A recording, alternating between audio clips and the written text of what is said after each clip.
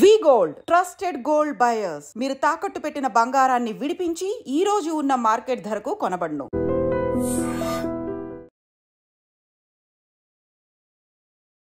నమస్తే, welcome to I dream. Sangareddy జిల్లా మల్కాపూర్లో దారుణ ఘటన చోటు చేసుకుంది. విషయం ఏంటంటే కన్న తండ్రి తన ఇద్దరు పిల్లల్ని అమానుషంగా ఉరివేసి చంపి తను కూడా ఉరివేసుకొని ఆత్మహత్య యత్నానికి పాల్పడ్డాడు.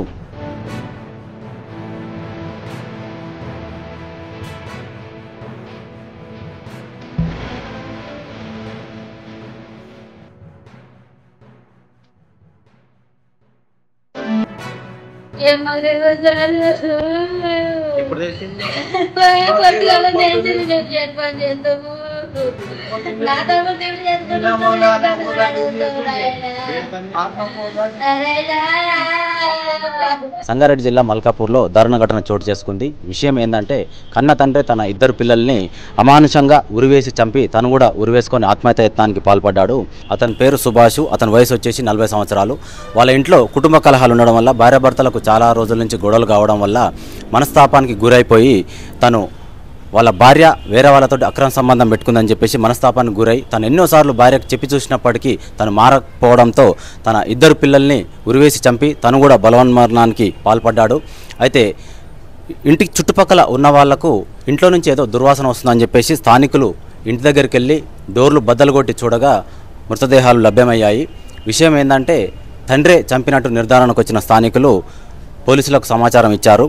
అయితే ఈ సుభాష్ని విచారించగా తన భార్యకు తనకు చాలా రోజుల నుంచి గొడవలు అవుతున్నాయని, తనకు ఆర్థిక ఇబ్బందులు ఉన్నాయని, దానివల్ల నేను నా భార్యకు ఎన్నోసార్లు చెప్పి చూసినా అయినా కూడా తను మారలేదని, నా ఫోన్ హ్యాక్ చేశారని, సీసీ ఫుటేజ్ కూడా వాళ్ళ హ్యాండ్ ఓవర్లో పెట్టుకున్నారని చెప్పేసి సుభాష్ చెప్పడం జరిగింది.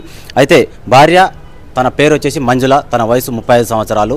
తను ఆర్థిక సమస్యల వల్ల వేరే వాళ్ళతో అక్రమ సంబంధాలు పెట్టుకొని తన సమస్యల్ని తన కోరికల్ని తీర్చుకుంటుందని చెప్పేసి సుభాష్ వెల్లడించడం జరిగింది. అయితే పిల్లల పేర్లు వచ్చేసి కుమారుడు రితిక్ మార్యాన్ 9 సంవత్సరాలు, అలాగే కుమార్తె ఆరాధ్య 5 సంవత్సరాలు. వీళ్ళకి ఫస్ట్ ఉరేసి తను తర్వాత ఉరేసుకున్నట్టుగా పోలీసుల నిర్ధారణలో తేలింది.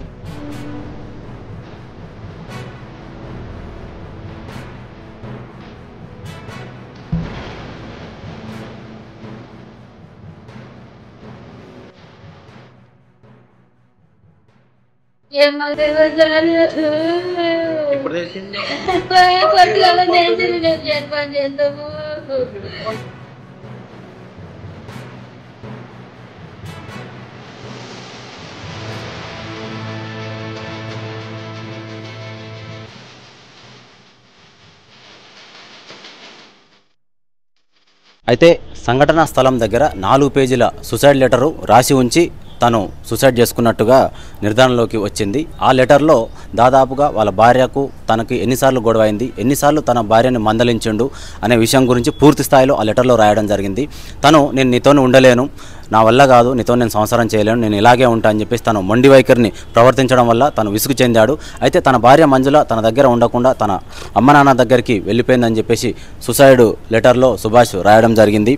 అయితే తన ఫోన్ హ్యాక్ చేసి సూసైడ్ లెటరు దాంట్లో లాస్ట్లో ఉన్న 4 లైన్లు నేను చదివి వినిపించే ప్రయత్నం అయితే చేస్తాను.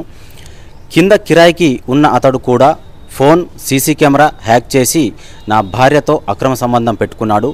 నా భార్యకు నేను ఎన్నోసార్లు చెప్పి చూశాను, అయినా కూడా తను వినలేదు.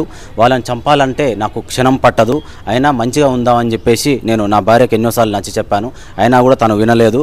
తను మొండిగా ప్రవర్తించడం వల్ల, నేను ఇలాగే ఉంటానని చెప్పడం వల్ల నేను మనస్తాపానికి గురయ్యానని చెప్పేసి ఈ లెటర్లో ఉందన్నమాట. ఆయన మా తమ్ముడు గారకూర్తి సారు నన్ను తిరుపతికి ఇచ్చారు. వాళ్ళిద్దరు మొగలు మంచిగానే ఉంటారు. ఏమైందేమో మరి వాళ్ళ అమ్మగారితో పోయిందంటే ఆమె వాళ్ళు ఏం చేసుకున్నారు నాకేం తెలియదు సార్. మాకు ఫోన్ వస్తే మేము వచ్చినాము. ఇవాళ మేము ఇప్పటిదాకా జైన్ కాడనే ఉన్నట్టు ఇప్పుడు వస్తే అలా ఫోన్ చేస్తే వెళ్తూ వచ్చినాము. ఎప్పుడన్నా ఒకసారి మళ్ళీ ఇప్పుడు చూసిపోతుంటే కానీ మధ్యలో పని ఉందని ఎక్కువ రాలేము సార్. మేము పని కోసం రాలేము సార్. మా తమ్ముడు అంటే నాకు బాణం సార్. అయితే దీనివల్లనే నేను పూర్తి స్థాయిలో నేను మనస్తాపానికి గురై నా పిల్లల్ని చంపుకొని నేను చావడానికి కూడా సిద్ధపడ్డానని చెప్పేసి రాశారు. అయితే కొండాపూర్ పోలీసులు వాళ్ళని పిల్లల్ని ఏ విధంగా చంపాడు అనేది మార్చిరి తర్వాత పూర్తి వివరాలు వెల్లడిస్తామని చెప్పేసి కొండాపూర్ పోలీసులు అయితే చెప్పడం జరిగింది. ఈరోజు ఉదయం అందాజా మార్నింగ్ ఒక 9 o'clock టైంలో మాకు ఒక డయల్ 100 కాల్ వచ్చింది. సాయినగర్ కాలనీలో ఒక రూమ్లో దుర్వాసన వస్తుంది, మనుషులు చనిపోయినట్టున్నారని చెప్పేసి అని ఆ ఫోన్ కాల్ వస్తే మేము ఇక్కడికి సాయినగర్ కాలనీకి రావడం జరిగింది. వచ్చి చూస్తే ఇక్కడ ఒక ఇంట్లో 3 వ్యక్తులు చనిపోయి ఉన్నారు. ఒక వ్యక్తి సూసైడ్ చేసుకున్నాడు. 2 చిన్నపిల్లలు ఉన్నారు. ఆ చనిపోయినటువంటి వ్యక్తి పేరు సుభాష్. ఆయన గారకుర్తికి చెందినటువంటి వ్యక్తి. ఆయన ఆత్మకూరు పిహెచ్సిలో ల్యాబ్లో పనిచేసుకుంటాడు. వాళ్ళ భార్య పేరు మంజుల. 2 పిల్లలు రితిక్ మరియన్ 13 ఇయర్స్, తర్వాత ఆరాధ్య 9 ఇయర్స్. ఆ 2 పిల్లల్ని కూడా చంపేసి ఆయన ఉరేసుకొని చనిపోయినట్లు కనిపిస్తుంది. అక్కడ దొరికినటువంటి మనకు ప్రైమరీగా దొరికినటువంటి ఆధారాల ఆధారంగా భార్యకు ఈయనకు ఏదో గొడవలు ఉన్నట్టు తెలుస్తుంది. దాని ప్రకారం ఇప్పుడు కేసు నమోదు చేసి ఇన్వెస్టిగేషన్ జరుగుతుంది.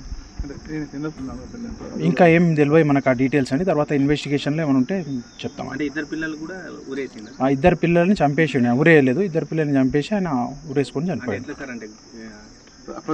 ఇది బాడీ అంతా కూడా డీకంపోజ్ అయింది. మనం ప్రైమరీకి ఇప్పుడు అవన్నీ చెప్పడానికి రాదు. పోస్ట్ మార్టం నివేదికలో మనకు అవన్నీ వస్తాయి. ఇది ఇన్సిడెంట్ని బట్టి చూస్తే ఒక 3-4 డేస్ అయినట్టుంది. వాళ్ళ భార్య పరిస్థితి? భార్య ఇప్పుడు లేదు, వాళ్ళ మదర్ దగ్గర ఉందంట.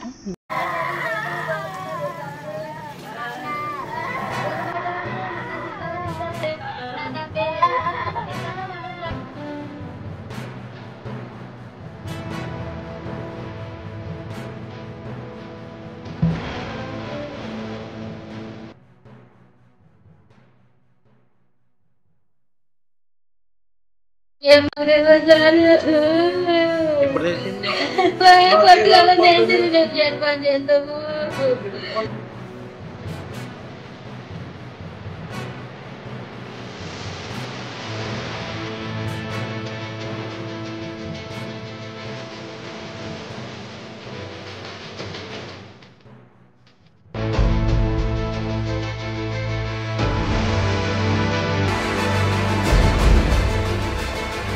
అయితే సంఘటనా స్థలం దగ్గర 4 పేజీల సూసైడ్ లెటరు రాసి ఉంచి తను సూసైడ్ చేసుకున్నట్టుగా నిర్ధారణలోకి వచ్చింది. ఆ లెటర్లో దాదాపుగా వాళ్ళ భార్యకు తనకి ఎన్నిసార్లు గొడవ అయింది, ఎన్నిసార్లు తన భార్యని మందలించిండు అనే విషయం గురించి పూర్తి స్థాయిలో ఆ లెటర్లో రాయడం జరిగింది. నేను నీతోనే ఉండలేను, నా వల్ల కాదు, నీతో నేను సంసారం చేయలేను, నేను ఇలాగే ఉంటా అని చెప్పేసి తను మొండి వైఖరిని ప్రవర్తించడం వల్ల తను విసుగు చెందాడు. అయితే తన భార్య మంజుల తన దగ్గర ఉండకుండా తన అమ్మ నాన్న దగ్గరికి వెళ్ళిపోయిందని చెప్పేసి సూసైడ్ లెటర్లో సుభాష్ రాయడం జరిగింది. అయితే తన ఫోన్ హ్యాక్ చేసి సూసైడ్ లెటరు దాంట్లో లాస్ట్లో ఉన్న 4 లైన్లు నేను చదివి వినిపించే ప్రయత్నం అయితే చేస్తాను. కింద కిరాయికి ఉన్న అతడు కూడా ఫోన్ సీసీ కెమెరా హ్యాక్ చేసి నా భార్యతో అక్రమ సంబంధం పెట్టుకున్నాడు. నా భార్యకు నేను ఎన్నోసార్లు చెప్పి చూశాను, అయినా కూడా తను వినలేదు. వాళ్ళని చంపాలంటే నాకు క్షణం పట్టదు, అయినా మంచిగా ఉందామని చెప్పేసి నేను నా భార్యకు ఎన్నోసార్లు నచ్చి చెప్పాను, అయినా కూడా తను వినలేదు. తను మొండిగా ప్రవర్తించడం వల్ల, నేను ఇలాగే ఉంటానని చెప్పడం వల్ల నేను మనస్తాపానికి గురయ్యానని చెప్పేసి ఈ లెటర్లో ఉందన్నమాట. ఆయన మా తమ్ముడు గారకుర్తి సారు. నన్ను తిరుపతికి ఇచ్చిర్రు. వాళ్ళు 2 మొగలు మంచిగానే ఉంటారు. ఏమైందేమో మరి వాళ్ళ అమ్మగారితో పోయిందంటే ఆమె వాళ్ళు ఏం చేసుకున్నారు నాకేం తెలియదు సార్. మాకు ఫోన్ వస్తే మేము వచ్చినాము. ఇవాళ మేము ఇప్పటిదాకా జైన్ కాడనే ఉన్నట్టు ఇప్పుడు వస్తే అక్కడ ఫోన్ చేస్తే వెళ్తూ వచ్చినాము.